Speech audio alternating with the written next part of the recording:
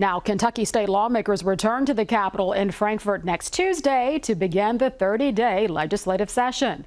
The Republican-controlled General Assembly is standing firm in its quest to further slash the state income tax, and policies related to education, workforce participation, and artificial intelligence could see some traction in this abbreviated lawmaking term.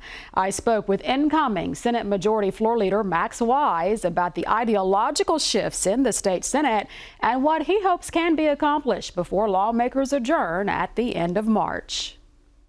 When we did talk to outgoing Majority Leader Damon Thayer, he had mentioned that given the outcome of the most recent election and the membership makeup in the Senate caucus, that there was a rightward movement. Do you agree with that assessment? I do. I think that the voters spoke overwhelmingly in the Trump election, not just in Kentucky, but when he was able to win by a popular vote, I think it really showed.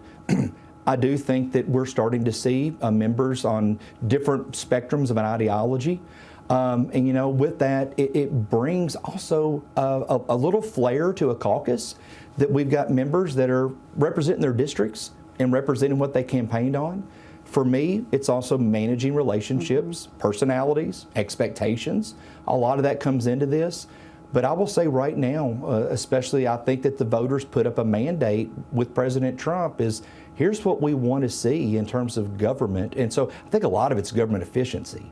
I'll be very honest. I think a lot of people just want to see red tape reduced, taxpayers being able to see that we're cutting through a lot of this barriers and some of the ways that we can maybe prevent something from saying, well, that's an obstacle. Let's move that to the side.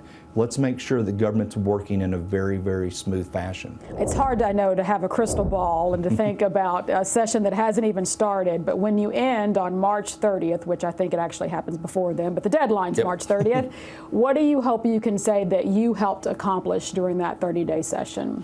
I think it's just to continue the path that we've currently been on. And you know, I will say, I'm going to be there also in the arena to champion for my caucus. But it's also, what are some areas that we're going to see from both chambers that is continuing to make Kentucky that beacon on the hill that we can look at and say, wow, Kentucky's doing some really good things right now. I mean, you think about our road plan, you think about a lot of infrastructure needs. We are moving in a good direction. We need to continue along that trajectory. I'm excited.